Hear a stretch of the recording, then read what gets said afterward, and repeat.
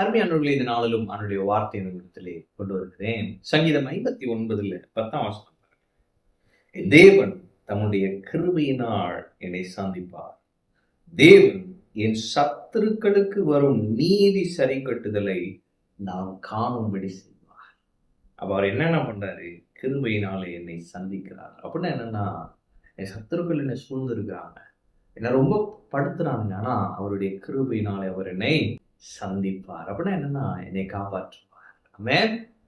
அப்ப தேவ கிருபை காப்பாற்றும் கிருபையாய் வாழ்க்கையில வெளிப்படும். ஆமென். இந்த நாளிலே அவருடைய கிருபை காப்பாற்றும் கிருபையாய் உங்கள் வாழ்க்கையில் வெளிப்படும். சில மனிதர்கள் உங்களுக்கு விரோதமாக தீங்கு நினைத்திருக்கலாம், சதி திட்டங்களை தீட்டியிருக்கலாம், உங்களை விழத்தள்ளுவதே அவர்கள் நோக்கமாயிருக்கலாம். நீங்க நினைக்கலாம், என்னடா அது, நம்ம ஆண்டவருக்காக நின்று இப்படி படுத்துறானுங்களே. ஆண்டவர் சொல்றாரு, என் கிருபையினால் நான் இன்று உன்னை காப்பாற்றுவேன். ஆமென். அப்ப தேவ கிருபை இன்று உங்களை காப்பாற்றும்.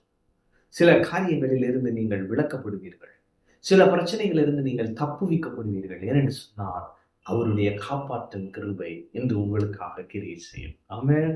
உங்க பேர் உங்க பேருக்கு அவ பேர் கொண்டு வர நிறைய காரியங்களை பண்றாங்க. ஆனா ஆண்டவர் சொல்றாரு, நான் உனக்கு அவைகளுக்கு உன்னை விலக்கி காப்பேன். ஆமென். அடுத்து என்ன பண்றது? என் சத்துருக்களுக்கு வரும் நீதி சரி கட்டுதலை நான் காணும்படி செய்வார்.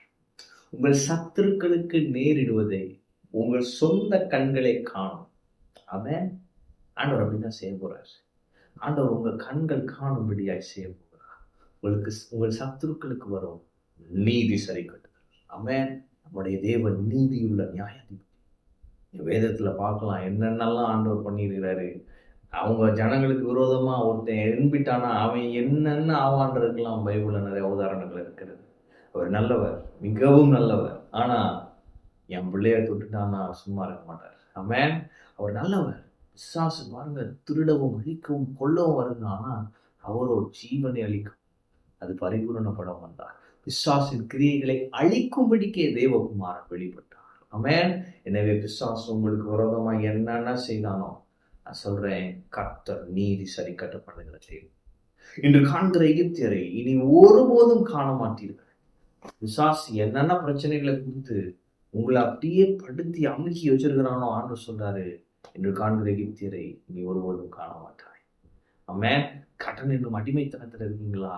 பூரண விடுதலை கர்த்தர் கொடுப்பார். இந்த மாதமே அப்படிப்பட்ட மாதம் தான். இல்ல, தேவன் பெரிய காரியங்கள் செய்வார். சத்துருக்கள் உங்களை அப்படியே விழத்தல்ல என்னென்னமோ பண்றாங்க. ஆனா இவர் என்ன பண்றாரு? அவருடைய காப்பாற்றும் கிருபையினாலே உங்களை காப்பாற்றுகிறார். அடுத்து என்ன பண்றாரு? உங்கள் சத்துருக்களுக்கு நீதி சரி கட்டுதலை அவர் கொண்டு வருவார். அதை நீங்கள் காணும்படியாய் செய்வார். உங்கள் சத்துருக்களுக்கு நேரிடுவதை உங்கள் சொந்த கண்கள் காணும். நீங்க புரிஞ்சுக்குவீங்க, என் தேவன் வைராக்கியம் உள்ள தேவன், என் தேவன் என்னுடைய தேவன், அவர் எனக்காக யாவையும் செய்வார். அவர் சும்மா இருக்க மாட்டாரு. உன்னை தொடுகிறவன் என் கண்மணியை தொடுகிறான் என்று சொல்லியிருக்கிறாரே, அவர் எனக்காக யாவையும் செய்வார் என்பதை நீங்க பார்த்து அனுபவிக்க போறீங்க. உங்களை பார்க்குறவங்களுக்குலாம் ஒரு பயம் உண்டாயிருக்கும். அப்படியாய் கர்த்தர் செய்வார். ஆமென். கர்த்தர் உங்களோடு இருக்கிறார். கர்த்தர் உங்களை ஆசீர்வதிப்பார்.